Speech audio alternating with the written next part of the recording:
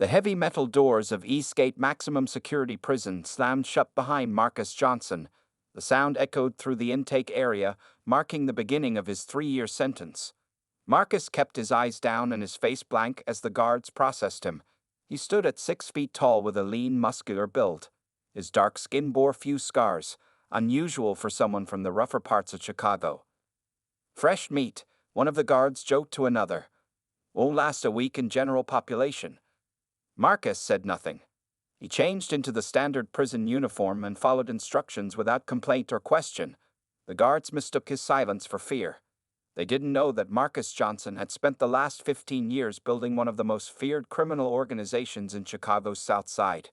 They didn't know that people on the streets called him the Ghost, because enemies who crossed him simply disappeared. Most importantly, they didn't know his arrest for illegal weapons possession was no accident. The next morning, Marcus entered the cafeteria for breakfast. The room went quiet for a moment as inmates sized up the newcomer. Marcus felt their eyes on him but didn't react. He grabbed his tray and found an empty seat at the end of a table. "That's Crusher's spot," a thin white inmate at the table whispered. "You don't want to sit there, man." Marcus ignored him and started eating the bland prison food. 5 minutes later, a shadow fell across his tray. Marcus looked up to see a massive inmate with arms covered in crude prison tattoos. 3 other men stood behind him. "You're in my seat, boy," Crusher said loud enough for half the cafeteria to hear. Marcus looked at the man for a long moment, then back at his food. Plenty of other seats. The cafeteria went completely silent. Crusher's face darkened with anger. "You deaf or just stupid?" Crusher grabbed Marcus by the collar and yanked him up. "When I say move, you move." Marcus allowed himself to be pulled from the seat. He could have broken Crusher's grip in 3 different ways, but instead, he let his body go loose. Crusher shoved him hard, and Marcus stumbled back, dropping his tray. Food splattered across the floor. "Clean that up," Crusher ordered, pointing to the mess. The guards watched from the edges of the room, doing nothing. This was just prison politics playing out as usual. Marcus knelt and began picking up the scattered food while Crusher and his friends laughed. "First day and already Crusher's bitch," someone commented loudly. Marcus continued cleaning, his face showing no emotion. But anyone looking closely might have noticed how his eyes moved, scanning the room, noting which inmates sat where, which guards were watching, which exits were most accessible. This wasn't humiliation for Marcus. It was reconnaissance. Later that day in the yard, Marcus walked the perimeter alone. Word had spread about the cafeteria incident. Most inmates kept their distance, seeing him as an easy target not worth the trouble. Others watched, calculating whether he might be useful to them. A group of 4 inmates blocked his path. They were part of Crusher's crew. "Crusher says you owe him for breakfast," one said. "Payment's due now." Marcus looked at them calmly. "I don't have anything." "Then you'll pay another way," the man said, and the group circled around him. Marcus stood perfectly still. To everyone watching, he looked like a man accepting his fate. No one noticed how he shifted his weight slightly or how his breathing changed. No one realized that for the first time that day, the Ghost was considering making someone disappear. But Marcus held back. The time wasn't right. Not yet. "Tomorrow," he said quietly. "I'll pay tomorrow." The men laughed but stepped back. "Tomorrow it is. Don't make us come looking for you." As they walked away, an older inmate who had been watching from nearby shook his head. "You just bought yourself a world of hurts, son." Marcus just nodded. The first pieces of his plan were falling into place. 3 days passed since Marcus Johnson's arrival at Eastgate. The bullying had only gotten worse. Crusher and his crew made sure Marcus got less food at meals, took his bed sheets, and blocked his path to the showers. Other inmates watched but kept their distance. No one wanted to help the new guy and become a target themselves. Marcus still hadn't paid what he owed to Crusher.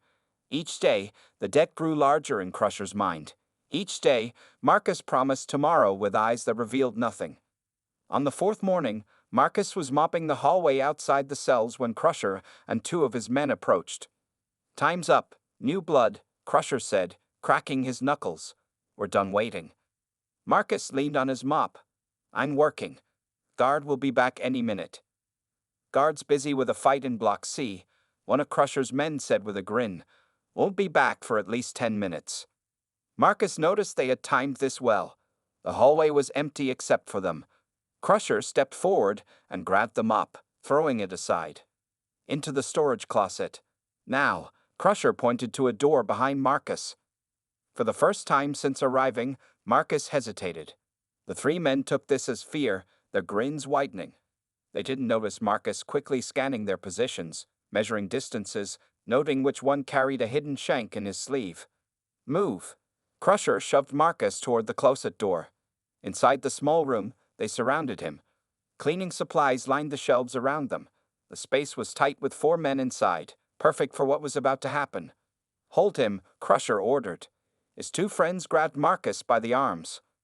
Crusher threw the first punch, hitting Marcus in the stomach. He doubled over, seeming to struggle for breath. Not so tough now, are you? Crusher laughed. Everyone in here needs to learn respect. He hit Marcus again, this time in the face. Blood trickled from Marcus's split lip. You know, Marcus said quietly, spitting blood onto the floor, where I'm from, respect is earned. Something in his voice made Crusher pause. For the first time, he noticed that despite the beating, Marcus's eyes were clear and focused. What did you say? Crusher leaned in closer. It happened in seconds. Marcus drove his head forward, connecting with Crusher's nose. There was a sickening crunch as it broke. Before the other 2 men could react, Marcus twisted free from their grip with a strength they hadn't expected. The man with the shank tried to pull it out, but Marcus grabbed his wrist and slammed it against a metal shelf. The weapon clattered to the floor. Marcus kicked it away, then drove his elbow into the man's throat. He fell to his knees, gasping for air. The third man backed toward the door, but Marcus was faster. He grabbed a bottle of cleaning fluid from a shelf and smashed it across the man's face. The inmate screamed as the chemicals burned his eyes. Crusher, blood streaming from his broken nose, tried to tackle Marcus. With smooth efficiency, Marcus sidestepped and used Crusher's momentum to drive him headfirst into the concrete wall. Crusher collapsed, unconscious. In less than 30 seconds, it was over. 3 of the prison's feared bullies lay on the floor, moaning or unconscious. Marcus straightened his uniform and wiped blood from his face with a paper towel. He knelt beside Crusher's unconscious form. When you wake up, he whispered, tell your friends what happened. Tell them Marcus Johnson sends his regards. Marcus left the storage closet, picked up his mop, and continued cleaning the hallway.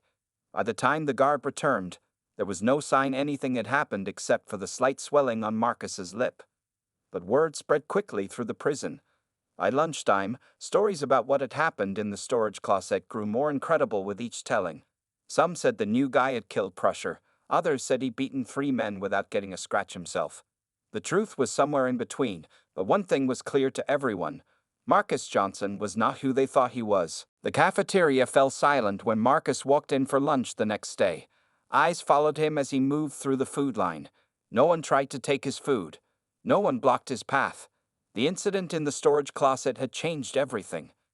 Marcus sat alone at an empty table. He ate slowly, watching the room from beneath lowered eyelids. Crusher was in the prison infirmary with a concussion and a broken nose. His 2 friends had been released but kept their distance, nursing their injuries and their wounded pride. Halfway through the meal, an older black inmate with gray hair and a limp approached Marcus's table. Without asking permission, he sat down across from him. Name's Wilson, the old man said, keeping his voice low. Did 18 years in Illinois State before getting transferred here. Marcus continued eating without responding. I knew a man once. Wilson continued, back in Chicago. Never saw his face clear, but heard his name plenty. Folks called him the Ghost. Marcus's fork paused halfway to his mouth for just a split second before continuing. Wilson nodded, as if that tiny hesitation confirmed something. That man controlled 3 districts without ever showing his face. Police had no pictures. Rivals never knew who to target, but everyone feared him. Sounds like a myth, Marcus replied, his voice neutral. Wilson smiled, showing a missing front tooth. Maybe so, but I noticed things, like how you watched everyone for days before that business with Crusher. How you let them push you around until you knew exactly who was who. Marcus finished his food and pushed the tray away. You got a point to make, old man? Just offering friendship, Wilson said, spreading his hands. I run the prison library. Quiet place. Good for private conversations. Come by sometime. As Wilson limped away, another inmate approached. This one was young, nervous, with tattoos covering his neck. He placed a pack of cigarettes on the table near Marcus. I don't smoke, Marcus said. It's not for smoking, the young inmate whispered. It's payment. For protection. Marcus raised an eyebrow. From what? From you. The young man shifted from foot to foot. Word's getting around about what you did to Crusher. Everyone's talking. Marcus pushed the cigarettes back toward him. Keep them. I'm not in that business. Please, the inmate insisted. The Aryan Brotherhood's been after me for weeks. Just let people think I'm with you. Before Marcus could respond, the prison yard bell rang, signaling the end of lunch. The young inmate disappeared into the crowd, leaving the cigarettes behind. Later that afternoon, Marcus found himself in the exercise yard. He was doing push-ups in a corner when a shadow fell across him. Looking up, he saw one of the prison guards, Officer Rivera, according to his name tag. On your feet, Johnson, Rivera ordered. Marcus stood slowly, his face expressionless. Rivera leaned in close. I know who you are, he whispered. I worked the South Side before taking this job. Never saw you, but I know what you built. You're mistaken, Marcus replied. Rivera laughed softly. Maybe, but here's what I know for sure. Since you arrived, we've had incidents. The warden's paying attention. If things get worse, you'll be headed to solitary. I'm just serving my time, Marcus said. See that you do. Rivera stepped back. By the way, Crusher's friends are planning something. 8 of them. Tonight. Laundry room. Marcus kept his face neutral. Why tell me this? Rivera's eyes hardened. Because my brother lives in your territory.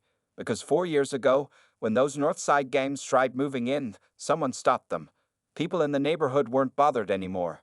The guard walked away, leaving Marcus with this new information. Across the yard, he noticed several inmates watching him. Some with fear, others with calculation in their eyes. He saw the young inmate who had offered cigarettes, now talking to 2 others and pointing in Marcus's direction. The prison hierarchy was shifting. Marcus had revealed just enough of his true nature to disrupt the established order. Now everyone was reacting, forming new alliances, making new plans. Marcus returned to his push-ups, already planning for tonight's ambush in the laundry room. 8 against 1. The odds were in his favor. The laundry room hummed with the sound of industrial washing machines. Steam filled the air, making the already hot room even more uncomfortable. Marcus stood alone, folding prison uniforms at a metal table. His movements were unhurried, methodical. He had arrived 15 minutes early for his scheduled laundry duty, knowing what was coming. Officer Rivera had been right. They were planning something. The door to the laundry room opened. 2 inmates entered first, pretending to drop off dirty clothes. Marcus recognized them as friends of Crusher. They nodded to each other when they thought Marcus wasn't looking. 3 more men entered through the back door near the dryers. Then another 2 from the supply closet. They spread out, blocking all exits. 7 men total, not 8 as Rivera had predicted. Marcus continued folding uniforms, but his senses were on high alert. Johnson, a voice called out. Marcus turned to see a tall inmate with a shaved head approaching. This was Rex, Crusher's second in command. Crusher sends his regards from the infirmary. Marcus set down the uniform he was folding. Glad to hear he's recovering. Rex's smile didn't reach his eyes. He's got a message for you. Says what happened yesterday was just a misunderstanding.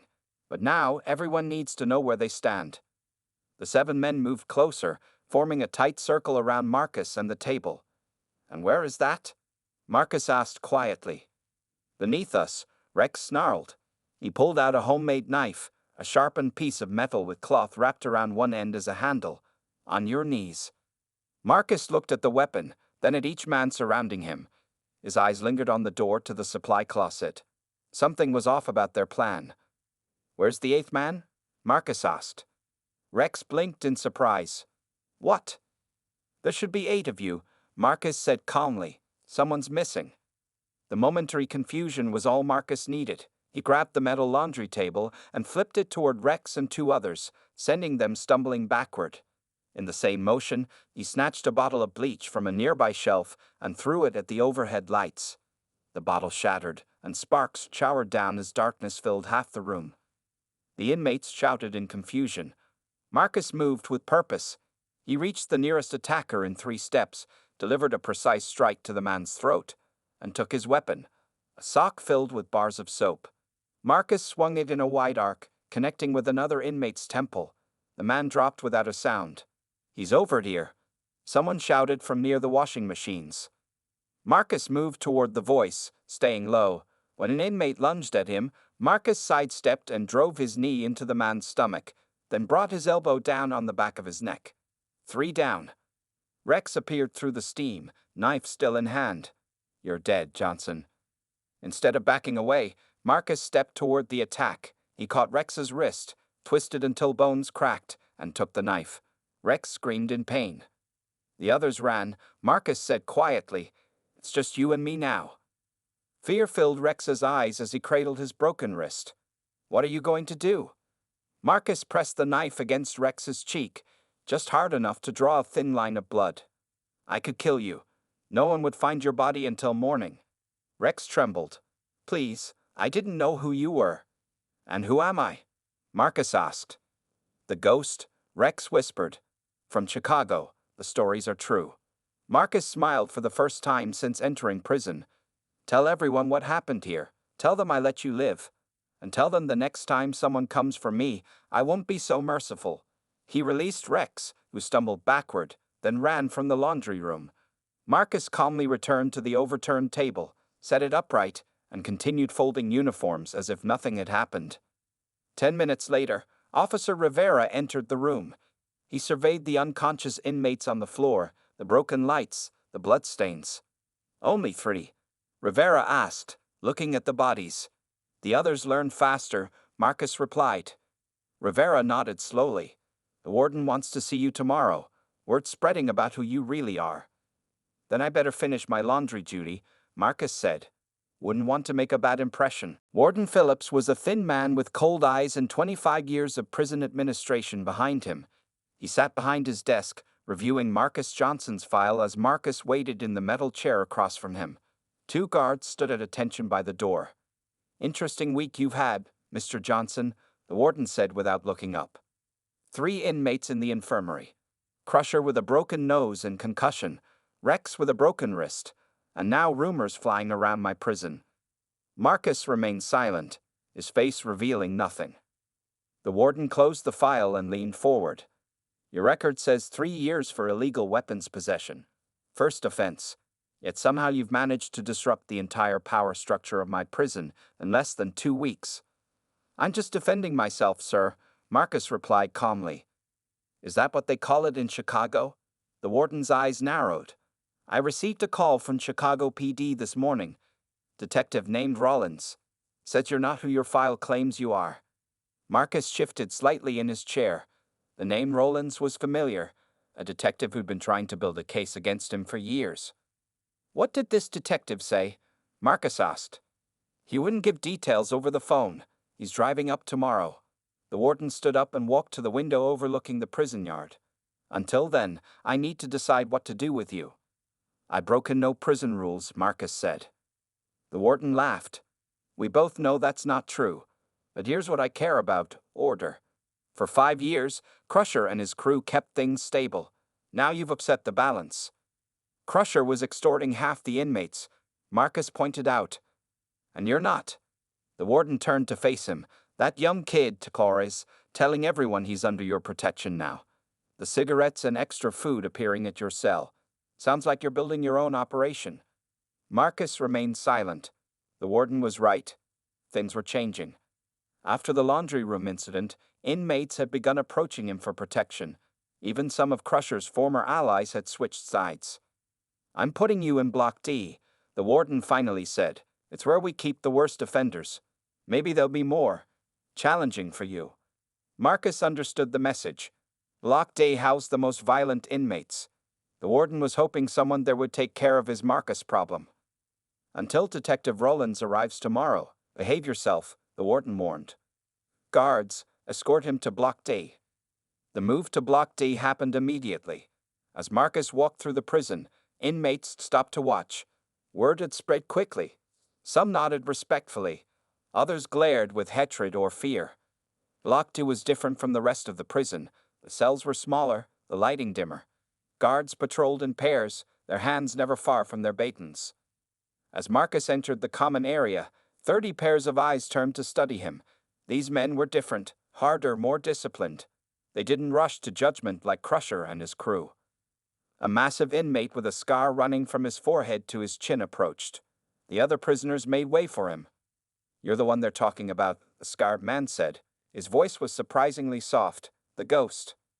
Marcus noticed several inmates tense at the name. The scarred man saw it too and smiled. "I'm Diaz," he continued. "This block has rules, different from out there." "I respect rules," Marcus replied. Diaz studied him for a long moment. "We'll see. For now, you get top bunk in cell 18. Nobody bothers you, you bother nobody." The exchange was witnessed by everyone in Block D. No threats, no challenges, just a cautious acceptance. It was more than Marcus had expected. Later, as Marcus lay on his bunk, his cellmate, an older man serving life for murder, spoke from below. "Diaz knows who you are," the man whispered. "He ran with the vice lords before getting locked up. Says you once made 3 rival bosses disappear in one night." Marcus didn't confirm or deny. The story was true, but exaggerated like most prison legends. "Detective comes tomorrow," his cellmate continued. "What then?" Marcus closed his eyes. "Then everyone learns who I really am." Detective Michael Rowlands arrived at Eastgate Prison early the next morning. He was a heavy-set man with thinning hair and 20 years of Chicago gang unit experience. The guards escorted him to the visitor's room, where Marcus Johnson waited in handcuffs. When Rowlands entered, his eyes widened. He stopped in his tracks and stared at Marcus as if seeing the ghost. "It really is you," Rowlands said, his voice barely above a whisper. The guard looked confused. "You know this inmate, Detective?" Rowlands nodded slowly. "I've been hunting this man for 7 years. Never seen his face clear until now." Marcus smiled slightly. "Hello, Detective. Long drive from Chicago." Rowlands dismissed the guard, waiting until they were alone before sitting across from Marcus. He placed a thick file on the table between them. "Marcus Johnson," Rowlands said, opening the file. "Or should I say, the ghost? Leader of the Southside Collective. Suspected in 23 disappearances. Controlled drug traffic in 3 districts without a single arrest. Until now." Marcus glanced at the file. It contained photos of crime scenes, surveillance reports, and witness statements. 7 years of investigation. "Quite the fairy tale you've created," Marcus said calmly. Rowlands leaned forward. "Why are you here, Marcus? A weapons charge? You're too smart for that. You wanted to get caught." Outside in the corridor, inmates were being led to the yard. Through the small window in the door, Marcus could see prisoners slowing down, trying to glimpse the famous detective from Chicago. "Your arrival has caused quite a stir," Marcus observed. "By lunch, everyone in this prison will know exactly who I am." Rowlands frowned. "That was your plan all along, wasn't it? Get arrested on a minor charge. Build your reputation inside. Take over." "Take over what, Detective?" Marcus asked innocently. "Don't play games." Rowlands slammed his hand on the table. "Eastgate supplies 3 states with prison contraband. Drugs, phones, weapons. All flowing through here. The perfect distribution network." Marcus remained silent, his expression revealing nothing. "You know what I don't understand?" Rowlands continued. "Why reveal yourself now? You operated in shadows for years. No one knew your face." "Perhaps I got tired of hiding," Marcus suggested. The door opened, and Warden Phillips entered with 2 guards. His face was tight with anger.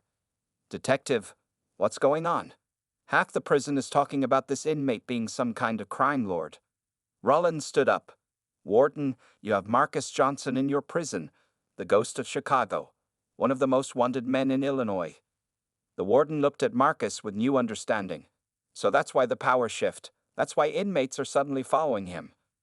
"I need to transfer him back to Chicago," Rowlands said. "I have questions about multiple homicides." Marcus spoke for the first time since the warden entered. On what grounds, detective? I'm here on a weapons charge. Legally sentenced. Unless you have evidence connecting me to these supposed homicides? Rollins' face reddened. You know I don't. You were too careful. But now I have your face, your name. I can build a case. While I serve my 3 years here, Marcus added, as is my right under the law. The warden studied Marcus with newfound respect and fear. Detective, without an arrest warrant or court order, I can't release him to you. Rollins knew he was beaten. He gathered his file, but before leaving, he leaned close to Marcus. I'll be watching, he promised. One way or another, I'll bring you down. After Rollins and the warden left, the guards returned Marcus to Block D. As he walked through the corridors, the atmosphere had changed dramatically. Inmates stepped aside, some nodding respectfully, others watching with calculation in their eyes. In the Block D common area, Diaz and his inner circle were waiting. They had obviously heard about Detective Rollins' visit. So it's confirmed, Diaz said as Marcus approached. The ghost of Chicago honors us with his presence. Around them, the entire block had gone silent. Every inmate watched the meeting of the two most powerful men in Eastgate. Diaz extended his hand. Perhaps we should talk about the future of this place. Marcus took the offered hand. The transformation was complete. No longer the bullied new inmate, he had become what he had planned all along, a king among prisoners. 2 months passed since Detective Rollins' visit. Eastgate Prison had transformed under Marcus Johnson's quiet influence. Violence decreased by 60%. Drug overdoses became rare. Even the guards noticed the difference, though few understood why. Marcus sat at his usual table in the cafeteria. Unlike before, he was not alone. Diaz sat to his right, while Wilson, the old man from the library, sat across from him. 4 other inmates, each representing different prison factions, completed the circle. They ate in relative silence, their mere gathering sending a clear message to everyone watching. Crusher gets out of the infirmary tomorrow, Wilson mentioned, keeping his voice low. Marcus nodded. Have someone tell them he can return to his old duties. No need for hard feelings. Diaz raised an eyebrow. You're giving him back his territory? After what he did? Half his territory, Marcus clarified. And only if he plays by our rules. Better to have him working with us than against us. This was how Marcus operated, not through continued violence or revenge, but through strategic alliance building. He had divided the prison into zones, each managed by trusted lieutenants. Contraband still flowed, but now it was controlled, taxed, and distributed fairly. Disputes were settled through negotiation rather than shanks in the shower. Officer Rivera approached their table, his face professionally blank. Johnson, warden wants to see you. The men at the table tensed, but Marcus remained calm. He stood up, nodded to his associates, and followed Rivera out of the cafeteria. Any idea what this is about? Marcus asked as they walked. Rivera kept his eyes forward. 3 prisoners from Block C got into a fight this morning. One mentioned your name before he was taken to medical. When they arrived at the warden's office, Phillips was standing by the window, hands clasped behind his back. Leave us, he ordered Rivera, who closed the door as he exited. The warden turned to face Marcus. Remarkable things have happened since you arrived, Johnson. Incident reports down. Contraband seizures down. Even my guards report improved morale among inmates. Perhaps men just needed structure, Marcus offered. The warden laughed without humor. Structure. Is that what you call it? I call it a takeover. Every guard in this prison knows who really runs things now. Marcus didn't deny it. There was no point. Here's what puzzles me, the warden continued, walking to his desk. Why improve conditions? Why reduce violence? Most prison kingpins profit from chaos. Chaos is bad for business, Marcus replied simply. Stability benefits everyone. The warden studied him for a long moment. Detective Rollins calls twice a week. He's building a case against you for crimes in Chicago. Says he'll have enough to take you to trial within a year. The detective is dedicated, Marcus acknowledged. The warden sat down and opened a file on his desk. I received a transfer request this morning. Another prisoner wants to come to Eastgate. Victor Salazar. Marcus couldn't hide his surprise. Salazar was his former lieutenant, arrested 6 months before Marcus on drug trafficking charges. They had once been like brothers. You know him, the warden observed. We've met, Marcus admitted. According to his file, Salazar has been talking to federal prosecutors, looking for a deal. The warden closed the file. I could approve this transfer, or I could deny it. What would you suggest? The question hung in the air between them. The warden was acknowledging Marcus's power while also testing him. How Marcus answered would determine their relationship moving forward. Approve it, Marcus said after a moment's thought. Eastgate should be open to all who wish to rehabilitate themselves. The warden smiled thinly. Even those who might testify against you. Even them, Marcus confirmed. As Marcus returned to Block D, he considered the implications of Salazar's transfer. His former friend knew enough to destroy everything Marcus had built, both inside and outside prison. Yet having him here, under Marcus's influence, might be better than having him talking to prosecutors elsewhere. Back in the common area, Diaz and the others were waiting. Problem? Diaz asked, noting Marcus's thoughtful expression. No, Marcus replied, just a new challenge. That night, as lights went out across Eastgate, Marcus lay in his bunk planning. Victor Salazar's arrival would test everything he had built. The real game was just beginning. Victor Salazar arrived at Eastgate Prison on a Tuesday morning. He was shorter than Marcus but built solid, with tattoos covering both arms and a scar running along his jawline. As the guards led him through processing, inmates gathered to catch a glimpse of the man rumored to be the ghost's former right hand. Marcus watched from the second-floor walkway as Salazar entered the main hall. Their eyes met briefly across the distance. No words were exchanged, but the tension was electric. Everyone felt it. That him? Diaz asked, standing beside Marcus. Marcus nodded. We grew up together. Ran the streets since we were 14. Can you trust him? No, Marcus answered honestly. Not anymore. Warden Phillips had placed Salazar in Block B, away from Marcus's territory in Block D. A strategic decision that both men understood. By afternoon, Salazar had already gathered a small group around him in the yard, mostly younger inmates looking for protection or opportunity. After dinner, Marcus received a message through the prison network. Salazar wanted to meet in the chapel. Alone. It's a trap, Wilson warned when Marcus told his inner circle. He's been talking to the feds. Perhaps, Marcus acknowledged, but I need to know what he wants. The prison chapel remained empty most evenings. A single guard patrolled outside, but the room itself offered rare privacy. Marcus arrived 10 minutes early, checking for ambush points before sitting in the last pew. Salazar entered 5 minutes later. He walked slowly up the center aisle, his eyes never leaving Marcus. When he reached the front pew, he sat down without turning around. You look good for a dead man, Salazar said. You look tired for a free one, Marcus replied. Salazar laughed without humor. Free, I'm doing 12 years, unless the deal goes through. The deal where you testify against me. Salazar finally turned to face him. They came to me, Marcus, offered to cut my sentence in half. All I had to do was confirm you're the ghost. The chapel fell silent as they studied each other across the empty pews. Two men who had once been closer than brothers, now separated by betrayal and survival. Why did you request transfer here? Marcus finally asked. I needed to see you, to tell you myself. Salazar leaned forward. They know everything. Detective Rollins has witness statements, financial records, even DNA from that warehouse job in Cicero. Marcus showed no reaction, though this was troubling news. The Cicero operation had been years ago, a bloody confrontation with a rival gang. Marcus had been careful, but perhaps not careful enough. Why warn me? Marcus asked. Because despite everything, we're still family. Salazar's expression softened slightly. I wanted you to know they're coming. Within a month, they'll have enough for an indictment. Murder charges. Marcus considered this information, and her testimony would seal it.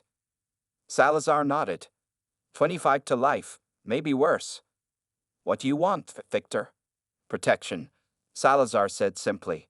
Word is you run this place now. I need your guarantee no one touches me while I'm here. In exchange for what? I tell Rollins I was wrong, that you're not who they think you are. Without my testimony, their case falls apart. Marcus studied his old friend's face, looking for deception. He found none, but that meant little. Salazar had always been an excellent liar. Deal, Marcus said finally. No one touches you, you recant your statement. They didn't shake hands. Such gestures meant nothing to men like them. Instead, they nodded once to each other, an acknowledgement of their agreement. As Salazar stood to leave, Marcus spoke again. One question: why did you really come here? Salazar paused at the chapel door. You always were the smart one, Marcus. Always thinking 3 steps ahead. I guess I wanted to see if prison had changed that. Has it? Salazar smiled sadly. No. You turned getting arrested into an advantage. Built a new empire right under their noses. Classic ghost move. After Salazar left, Marcus remained in the chapel, thinking about choices and consequences. He had entered Eastgate by choice, transforming from bullied newcomer to prison kingpin in less than 3 months. The outside world still waited, with Detective Rollins building his case piece by piece. But Marcus had planned for this too. In prison, he had found new allies, new connections, new opportunities. When he finally walked out of Eastgate, whether after serving his sentence or beating the coming murder charges, he would emerge stronger than ever. The ghost had never truly been captured. He had simply chosen to haunt a different kind of darkness.